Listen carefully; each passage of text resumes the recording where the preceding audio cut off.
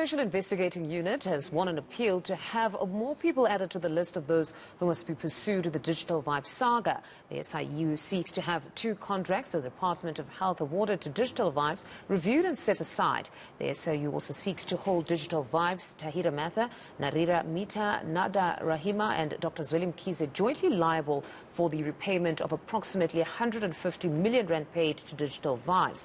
Now, the Democratic Alliance had complained about Mkhize's son. That's him having benefited from the contract. Our reporter Heidi Jokos is following the story and joins us now. Heidi, so the judgment is out. What's the latest? Yes, indeed. Mfundo, so what we do understand is that the Special Tribunal has granted the SIU the joinder application in which they were seeking. What was the joinder application about? The joinder application was to add more individuals, approximately 5 to 6 more, to their initial list to try and recover the 150 million rand that was awarded to Digital Vibes from the National Department of Health. These do, of course, include a number of individuals that the SIU believes directly benefited from the Digital Vibes contracts, including the former Health Minister, Dr. Zweli Mkhize. What we do also understand from the application and from the judgment that has been handed down is that the SIU had given an opportunity to these individuals and companies that they believe benefited from the contract to respond accordingly and to prove otherwise that they didn't directly benefit from Digital Vibes, and to show that they are not supposed to be held liable to pay back the 150 million rand. They did not do so, and the judgment clearly states that they need to provide those documents in order to prove otherwise. But until such a case, the SIU has been granted permission to recover money.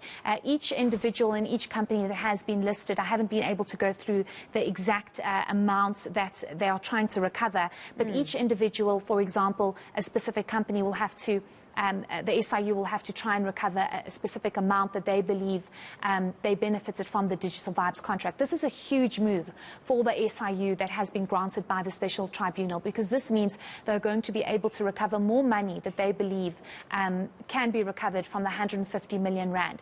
What is good for the SIU is that they have received a lot of criticism to say you haven't recovered enough money from this 150 million rand contract. You've done your investigations. The list of people that have benefited from this contract and have been implicated is endless. Why are you unable to recover? And this is why they then went and got this joinder application, and now it's been granted by the SIU. It's going to be interesting to see how the individuals that have been implicated are going to respond to this, specifically the former Health Minister, because his son has also been implicated in this. And as I mentioned to you earlier, Mfundo, remember I said there were specific companies that were used and set up to maneuver and move the money around that came from the 150 million rand Digital Vibes contract. That's what we're seeing now, is that these companies had to answer as to how they got this money, and now the money is going to be recovered from those companies. And then as for the minister himself, he also seems to be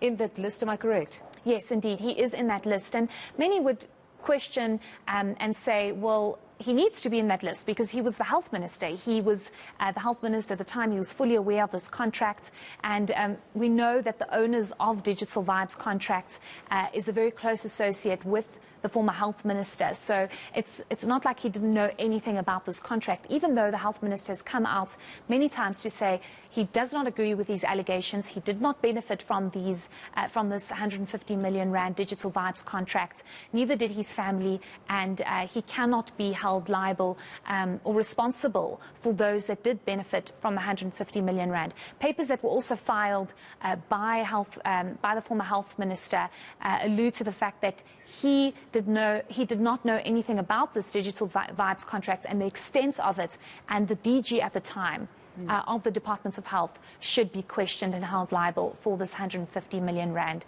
questionable Digital Vibes contract. At least on his part, the minister right now has been cleared of any wrongdoing insofar as the Ethics Committee in Parliament is concerned. So I suppose that will be a boost, although what's happened today also then poses a problem as to how he will respond remains the big question, Heidi. Yes, certainly. And I think also what was interesting is that there were questions that were brought up with regards to whether or not his wife was also going to be implicated in all of this. this and called by the SIU to pay back certain money.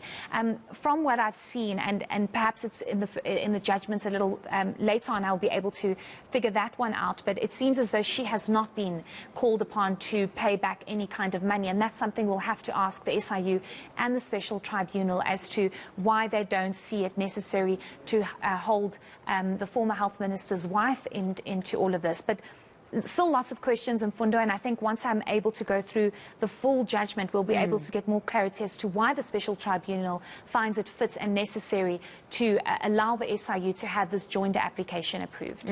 Heidi, we'll leave it there for now as you comb through that judgment. That's our reporter Heidi Jokos just giving us the latest there following that judgment for the SIU to in fact add more names and companies to the list of those that they are pursuing to recover the monies from that Digital Vibes contract. Now,